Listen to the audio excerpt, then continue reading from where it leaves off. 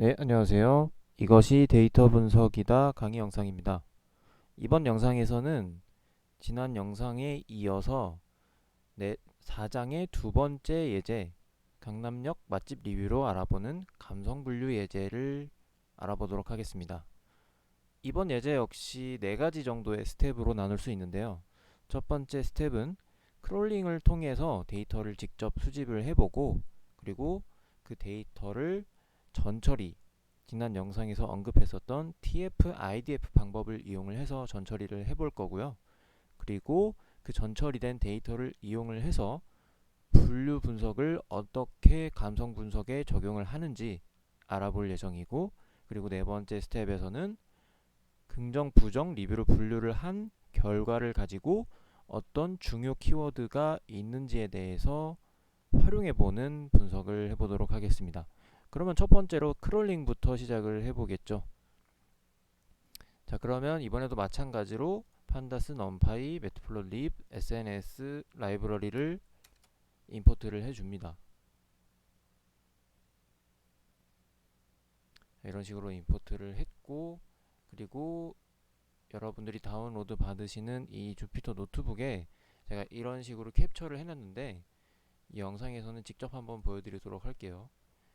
자, 이렇게 강남역 맛집이라고 이제 포털 사이트에 이렇게 검색을 한 뒤에 이거를 리스트로 볼 수 있는 요 뷰 형태로 들어가 볼게요.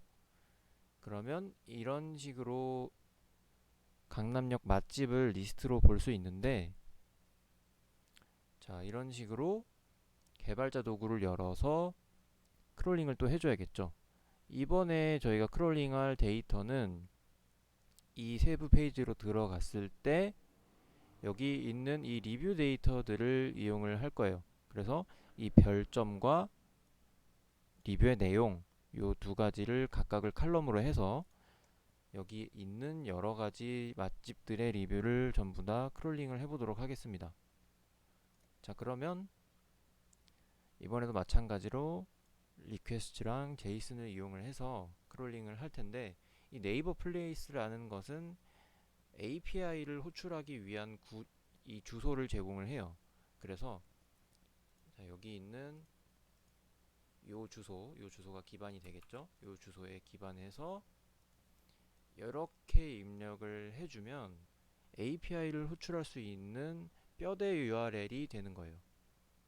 자, 여기에서 스타트, 디스플레이, 쿼리, 소팅 오더, 이런 게 뭐냐면 이게 페이지 넘버링이 되고, 이게 디스플레이를 얼마나 보여줄 거냐, 그리고 검색어는 뭐냐. 저는 여기에 강남역 맛집이라고 쳤었는데 예제에서는 강남역 고깃집이라고 이렇게 쿼리를 쳤어요. 그리고 소팅 오더는 얼마나 정확한 결과를 정렬을 해줄 것이냐, 뭐 이런 것들인데, 이런 URL 파라미터가 뭐냐면 이런 식으로 요런 기호를 가지고 쿼리는 강남역 이거다, 뭐 필터 아이디는 뭐다, 뭐 이런 식으로 이 서버에 추가적인 정보를 API로 전달을 해주는 거예요. 그래서 이런 식으로 URL 조합을 하고 여기에 출력을 얼마나 할 건지 뭐 이런 것들을 정리를 해주면 이제 크롤링을 진행을 할 수가 있는데, 이 자세한 크롤링의 내용은 저희가 2장에서 텍스트 크롤링을 할 때 이미 언급을 했었기 때문에 여러분들이 이 코드를 실행을 해보시면서 여기에 있는 이 엘레멘트들과 클래스들과 어떻게 매칭이 되는지를 한번 보시면 될 것 같고, 이게 크롤링이 시간이 걸리는 관계로 저는 미리 크롤링이 되어 있는 데이터로 진행을 하도록 하겠습니다. 자, 이런 식으로 데이터를 미리 크롤링을 해놨는데, 이거는 여러분들이 다운로드 받으신 요 폴더에도 있으니까 참고해 주시고요. 자, 그러면 이렇게 불러오도록 하겠습니다.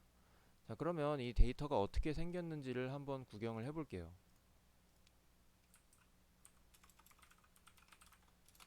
데이터는 이런 식으로 생겼고요. 자, 여기 보시면 스코어, 리뷰가 아까 전에 봤던 여기에 있는 이 리뷰의 형태와 똑같죠. 자, 이것들을 크롤링을 한 거고요. 이것들을 크롤링을 한 거고, 이제 여기에 y라는 하나의 칼럼을 하나 더 붙였는데, 이건 뭐냐면 스코어가 4점 혹은 5점이면 1이라고 표시를 했고요. 그리고 만약에 1, 2, 3점이면 0이라고 표시를 했습니다. 왜냐하면 이 리뷰들을 읽어보시면 어느 정도 감이 잡히겠지만, 보통 4점이나 5점은 이게 굉장히 뭐 맛있다, 좋은 가게였다라는 리뷰가 거의 대부분이고, 3점부터는 가게가 뭔가 좀 아쉽다, 가게가 별로다, 이런 내용들이 많아서 이 4점, 5점을 기준으로 이렇게 y를 1과 0으로 마킹을 했습니다. 자, 데이터는 이런 식으로 구성이 되어 있고요. 이제 이 데이터를 가지고 텍스트 데이터를 기계가 분석이 가능한 형태의 숫자 데이터, 벡터 데이터로 정리를 한 다음에 그걸로 지난 예제에서 학습했던 것처럼 로지스틱 리그레션 같이 분류 모델을 적용을 해서 분류를 한 다음에 마지막에 분류 결과를 이용을 해서 키워드가 어떤 긍정 키워드가 있고 어떤 부정 키워드가 있는지를 이번 예제에서 살펴보도록 하겠습니다. 자, 그럼 먼저 한글 텍스트로 전처리를 할 겁니다. 한글 텍스트로 전처리를 하는데 텍스트 클리닝이라는 함수를 미리 정의를 했고요. 이제 이 함수가 기능하는 바는 텍스트가 들어오면 정규 표현식이라는 거를 이용을 해서 한글만 추출을 한 뒤에 이제 여기에 있는 텍스트에다가 그 정규 표현식을 적용을 해서 리턴을 하는 그런 함수고요. 그래서 이렇게 적용을 해서 살펴보면, 자, 위에서는 뭐 요런 특수 문자나 영어 같은 것들이 있었고 이런 쉼표 같은 것도 있었죠. 이런 것들이 전부 다 제거가 되고 한글로만 추출이 된 걸 알 수 있고요. 이 리뷰라는 칼럼에 apply로 이 정의된 함수를 적용을 하면 이런 식으로 사용을 할 수 있겠죠. 이제 4장 정도가 됐기 때문에 어느 정도 이런 뭐 apply 함수나 아니면 판다스의 여러 가지 기능들은 어느 정도 이제 눈에 들어오셨을 거라고 생각이 돼요. 그래서 이번 강의에서도 말씀을 드리지만 저의 첫 강의에서 말씀드린 것처럼 이제 구경을 하는 과정이 여러분들이 있는데, 이런 함수나 뭐 명령어들을 사용하는 게 점점 눈에 들어왔으면 이제 그 다음 단계에서는 여러분들이 이런 것들을 직접 코딩을 해보면서 하는 것이 좋겠죠. 어쨌든 계속 진행을 해볼게요. 자, 그래서 형태소 단위로 추출을 이번에는 할 건데, 자, 위에서 한글로 정리를 했죠. 첫 번째 스텝은 전처리 중에서 첫 번째 스텝은 한글로 정리를 하는 거였고, 두 번째는 이 한글에다가 KUNL파이, 한국어 형태소 분석기죠. KUNL파이를 적용을 해서 형태소 단위로 이걸 추출하는 작업을 해야겠죠. 자, 지난번처럼 마찬가지로 OKT라는 클래스를 통해서 태깅 작업을 해주고, 자, 그 다음에 형태소를 추출하는 함수를 이렇게 정의를 했어요. 이게 getPOS라는 함수로 정의를 했고, 여기에다가 테스트용 데이터 하나를 넣어봤을 때 잘 돌아가는지 테스트를 해보는 거죠.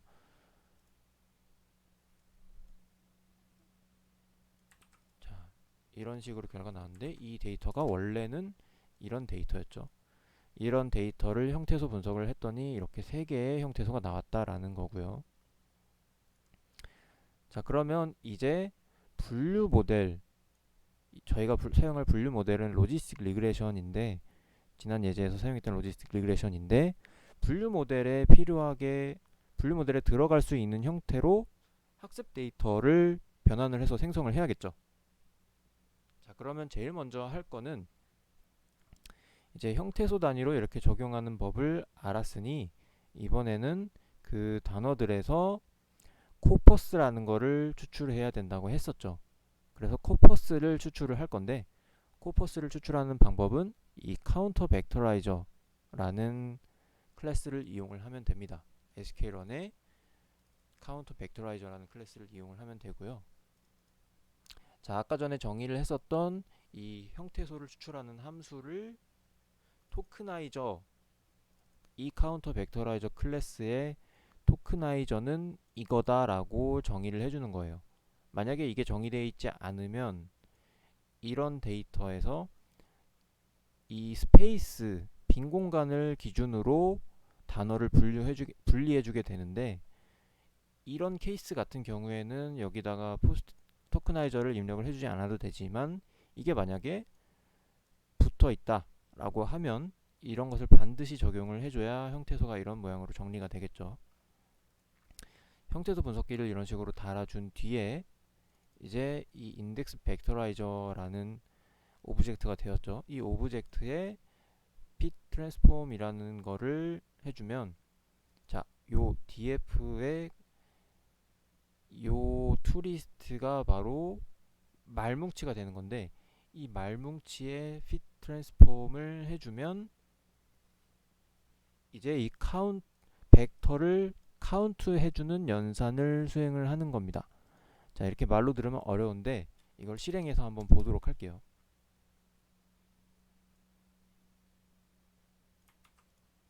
자, 이게 어떤 식으로 되냐면,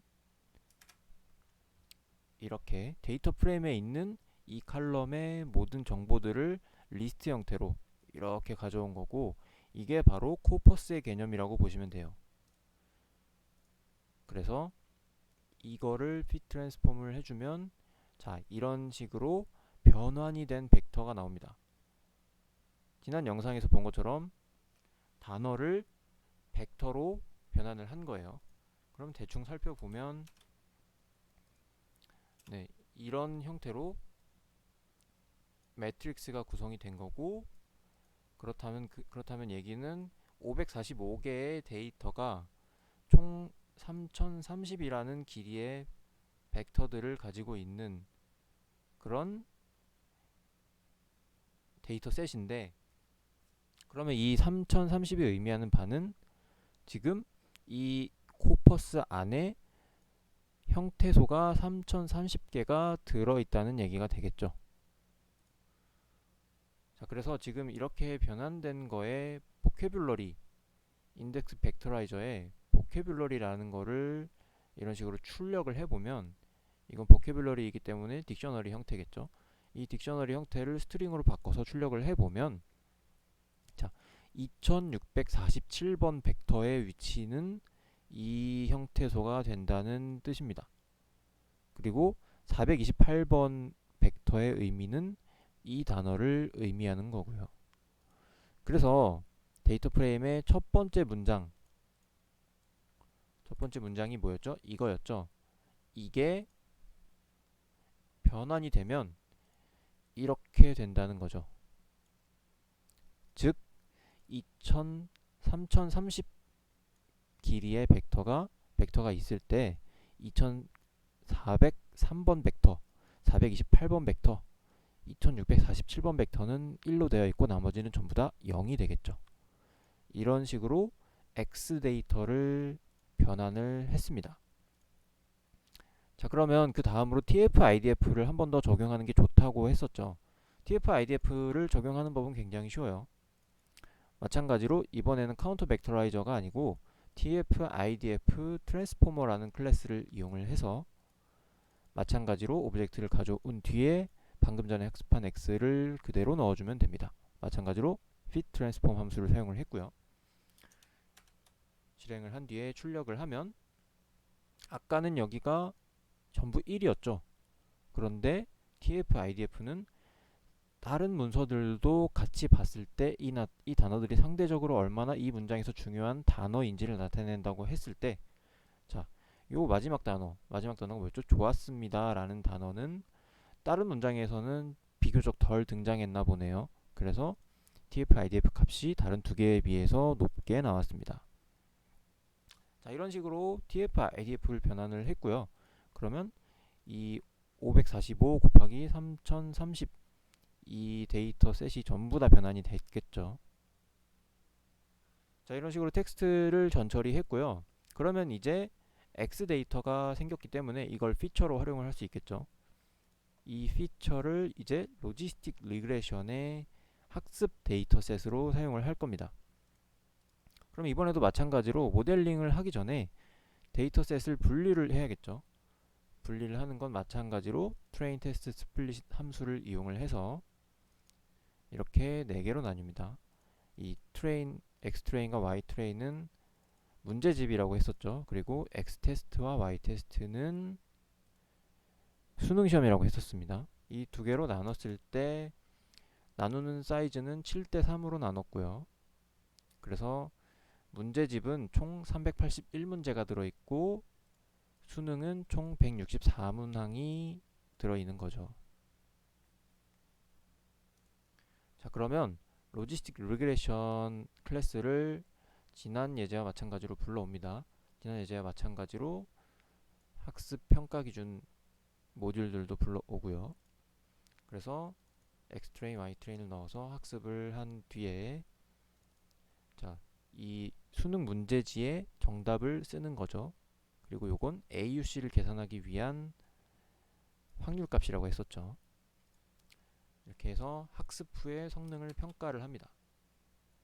자, 그러면 성능이 굉장히 잘 나왔죠. 어큐러시가 0.87이고 F1 스코어가 0.932예요.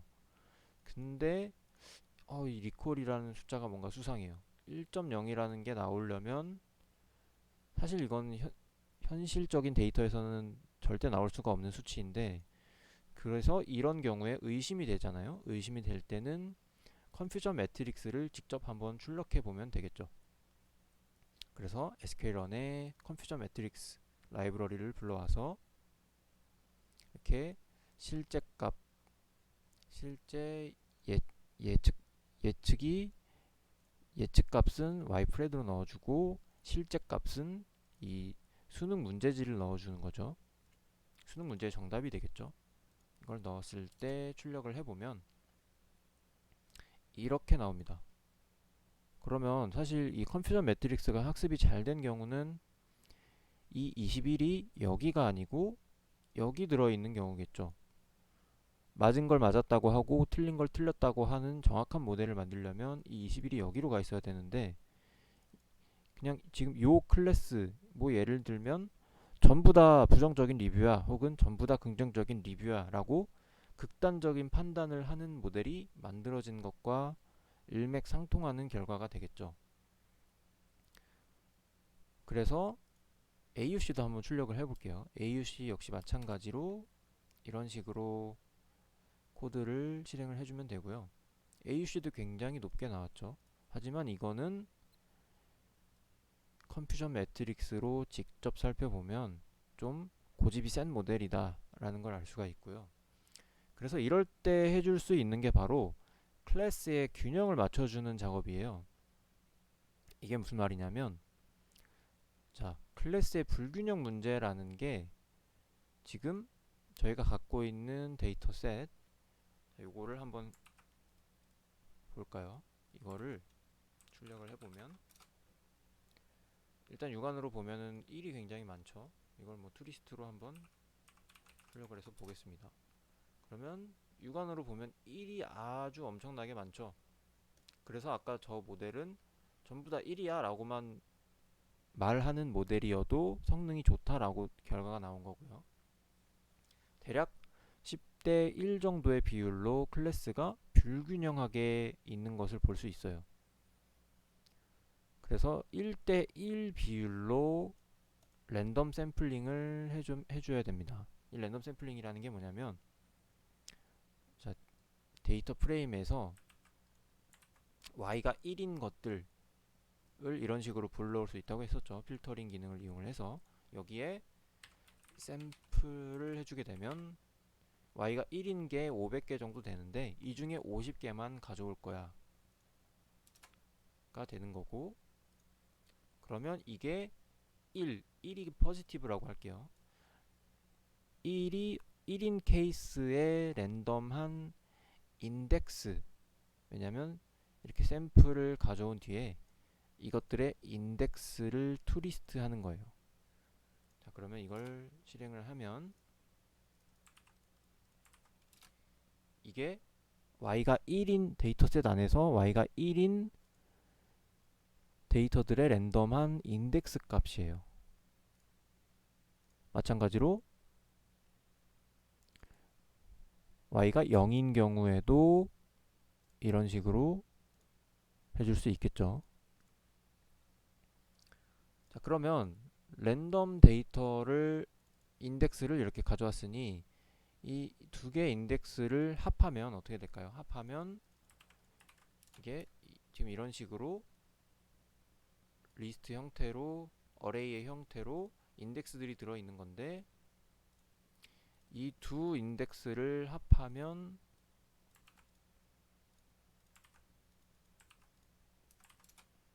이렇게 리스트가 두 개가 합쳐지는 모양이 되겠죠.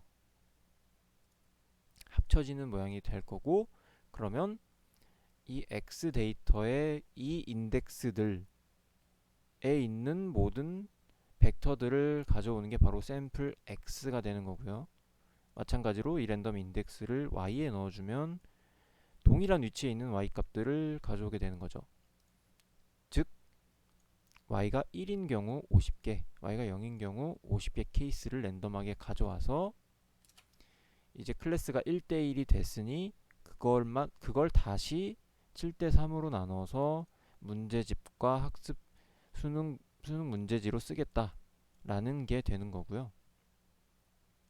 그러면 이제 이 데이터를 가지고 모델을 다시 학습합니다. 그래서 평가를 해보면 굉장히 성능은 눈으로만 봤을 때 성능은 낮아졌는데 뭔가 이제 비상식적인 수치가 없어졌죠. 그래서 컴퓨전 매트릭스를 출력을 해보면 아까보다는 조금 더 상식적으로 납득할 수 있는 결과가 되었습니다. 상식적으로 훨씬 납득할 수 있죠. 이게 여기로 혹은 여기로 조금만 더 이동했다면 좋았겠지만 이 정도면 모델의 성능이 크게 나쁘지 않다라고 볼 수 있겠죠. 마찬가지로 AUC를 계산을 해보면 AUC도 0.86으로 괜찮은 정도의 수준으로 나오는 것을 볼 수 있고요.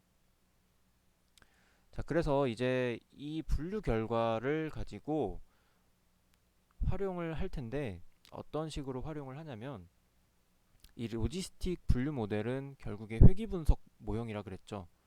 회귀 분석 모형은 각 x의 개수들이 결국 회귀 분석에 어느 정도의 영향을 미치느냐라고 해석을 할 수가 있어요. 왜냐하면 방정식의 x 개수가 크면 그 x가 굉장히 y 값에 큰 영향을 미친다고 할 수 있기 때문이죠. 그래서 이 로지스틱 리그레션 모델이 이런 식으로 코에피션트 각 개수들을 출력을 해보면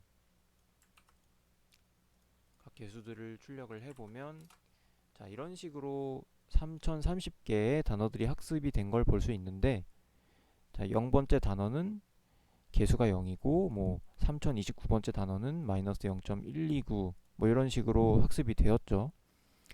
그래서 이거를 이제 시각화를 해보면 이 3030개의 개수가 자, 이렇게 양수가 되어 있는 것들이 있고 음수가 되어 있는 것들이 있죠. 그러면 이 양수는 y가 1이라고 하는 거에 조금 더 큰 영향을 주는 개수라고 해석할 수 있겠죠.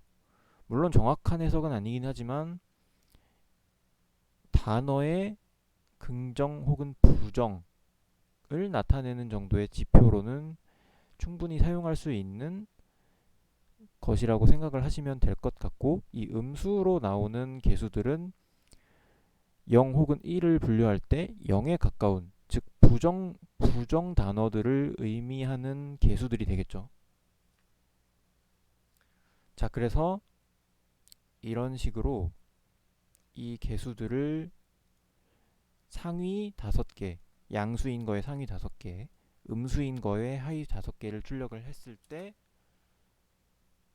428번 단어가 0.46으로 긍정으로 분류하는데 높은 영향력을 끼쳤고,